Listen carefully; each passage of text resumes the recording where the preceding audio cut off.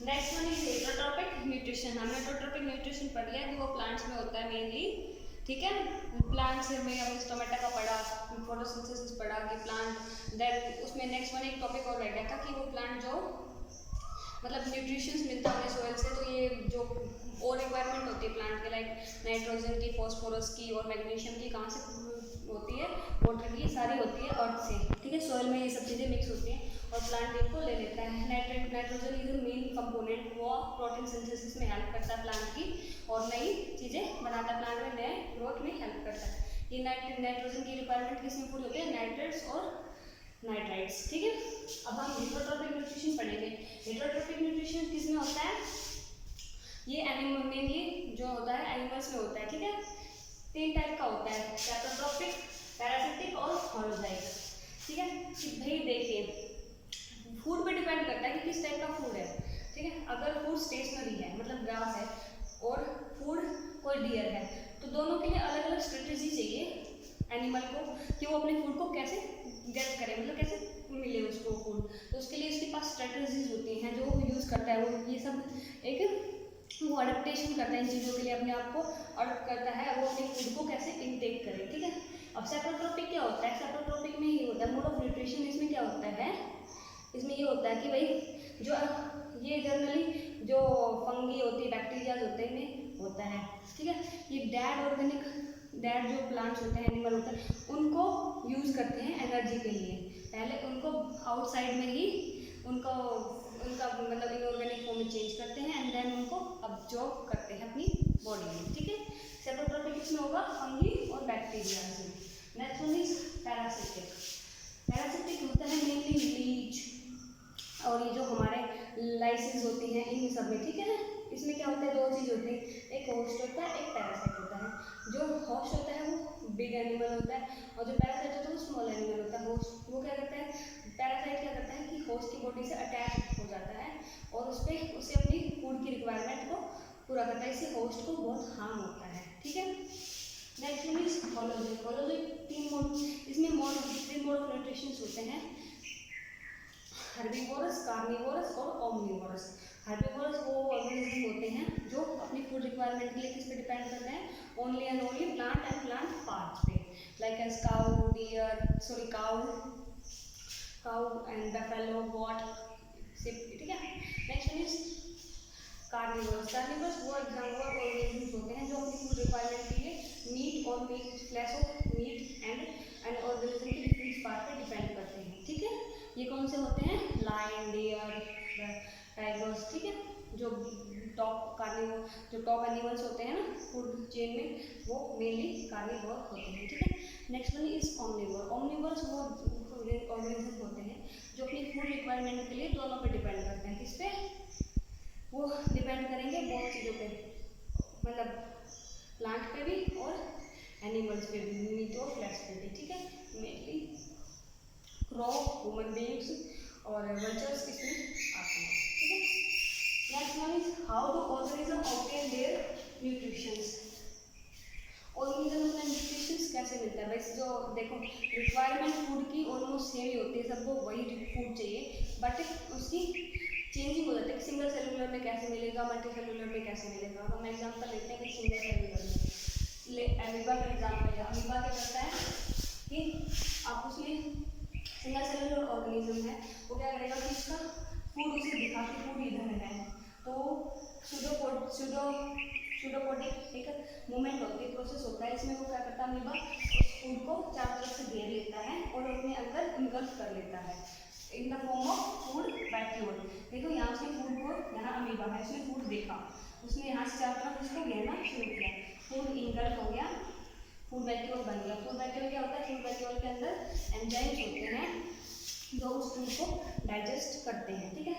उसके बाद उसने फूड वैक्यूल में फूड को डाइजेस्ट किया और जब फूड डाइजेस्ट हो गया तो उसको अपने साइटोप्लाज्म में as a energy form use कर दिया। जो उसका वेस्ट मटेरियल था वो एक्सक्रीट आउट कर दिया, ऐसे ऐसे करके यहाँ से एक्सक्रीट आउट कर दिया। अभी पैरामीशियम भी सिंगल सेलुलर ऑर्गेनिज्म है, बट उसमें क्या होता है? उसमें ये होगा कि उसके चारों तरफ सीलियाज होते हैं जो उसकी मूवमेंट में हेल्प करते हैं और उसके फूड इनटेक में भी हेल्प करते हैं। सीलिया में क्या होगा कि उसमें एक स्पेशल स्पॉट होता है जिसके स्पेशल सपोर्ट होगा, वहीं से वो फूड इंटेक करेगा। अमीबा तो ऐसा होता है कि उसको जहाँ से भी दिखा उसको फूड को वहीं से इनगल्फ कर लिया, उसकी बॉडी में सब जगह से फूड को इनगल्फ किया जा सकता है, सब जगह से एक्सक्रीट किया जा सकता है।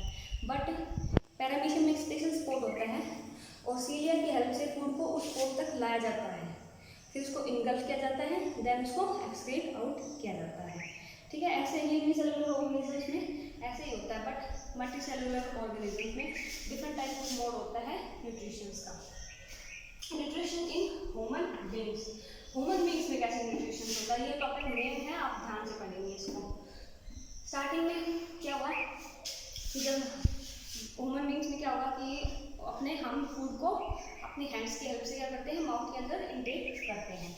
जब फूड माउथ के अंदर आता है तो with the help of the teeth हम उसको चिविंग करते हैं, उस फूड की चबाते हैं उसको। ठीक है, और क्या फिर क्या होता है, चिविंग करेंगे तो उसमें चिविंग करेंगे तो वाटरी हो जाता है, हमारा पूरा माउथ वाटरी हो जाता है। वो वाटरी नहीं होता, वो सलाइवा होता है।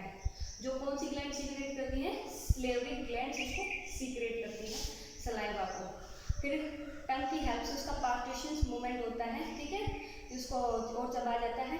एंड देन जब वो सिलेवरी ग्लैंड्स की हेल्प से जब उसको उस फूड में एक अमाउंट में वाटर मिक्स हो जाता है अच्छे से, और वो फूड थोड़ा सा मॉइस्टी हो जाता है और चब जाता है अच्छे से, तो उसको किसके फूड पाइप के थ्रू कहाँ ले जाया जाता है, स्टमक में। किसके हेल्प से, इसोफेगस। ठीक है, इसोफेगस की हेल्प से उसको कहाँ ले जाया जाएगा, स्टमक में। इसोफेगस क्या है, फूड पाइप।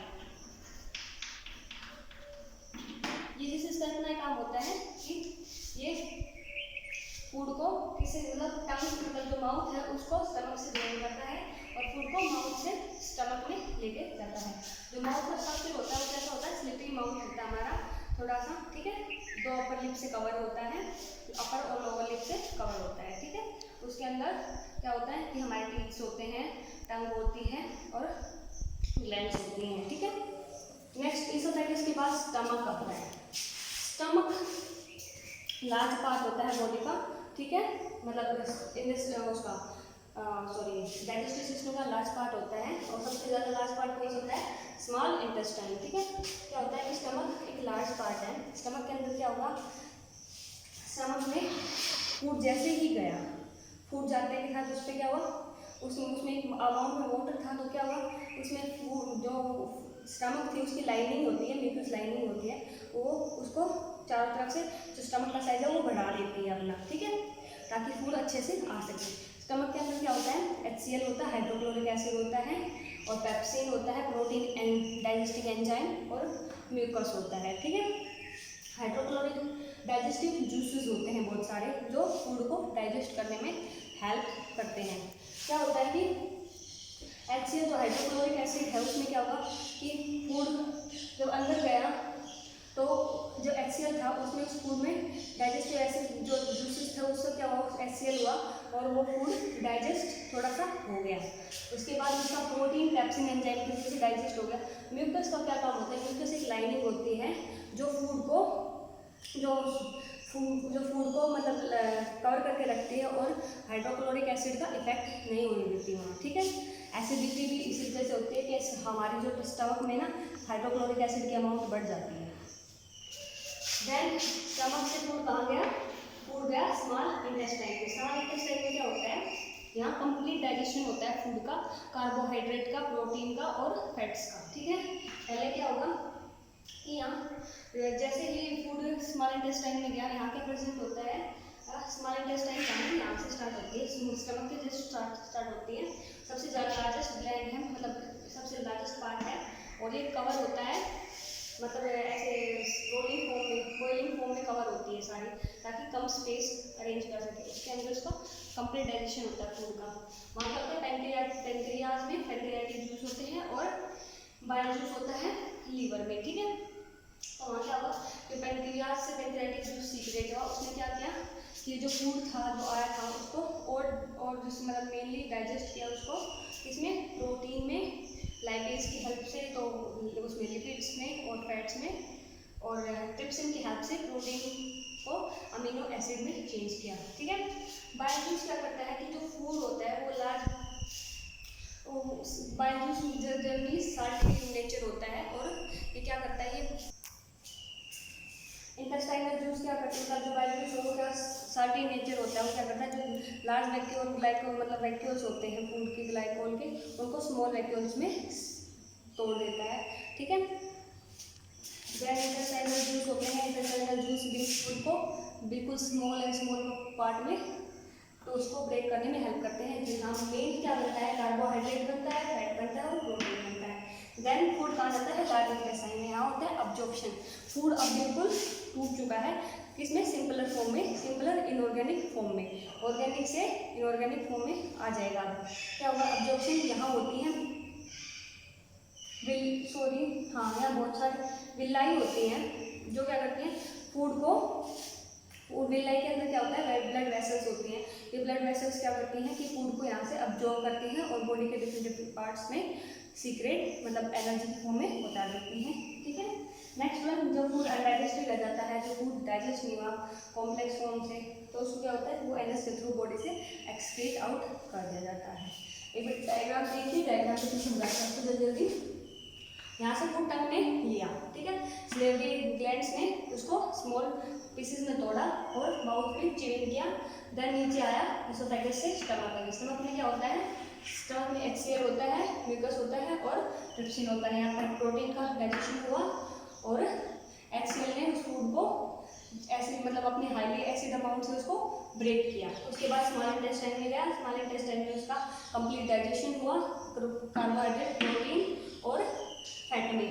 यहाँ कौन कौन सी चीज़ होती है, पैनक्रियाटिक, पैनक्रियाज से पैनक्रियाटिक जूस आता है, यहाँ पैनक्रियाज होती है उससे जूस आएगा, यहाँ लीवर होता है उससे लीवर से बाइल जूस आएगा और इंटेस्टाइन से इंटेस्टाइनल जूसेस होंगे जो उसको अपने डाइजेशन में हेल्प करते हैं। देन वो लार्ज इंटेस्टाइन में चला गया, लार्ज इंटेस्टाइन में उसका अब्जॉर्प्शन हो गया विल्लाई की हेल्प से और एनएस से आउट हो गया। Thank you everyone, hope so आपको ये समझ में आया हो। नेक्स्ट वीडियो में हम नेक्स्ट टॉपिक डिस्कस करेंगे।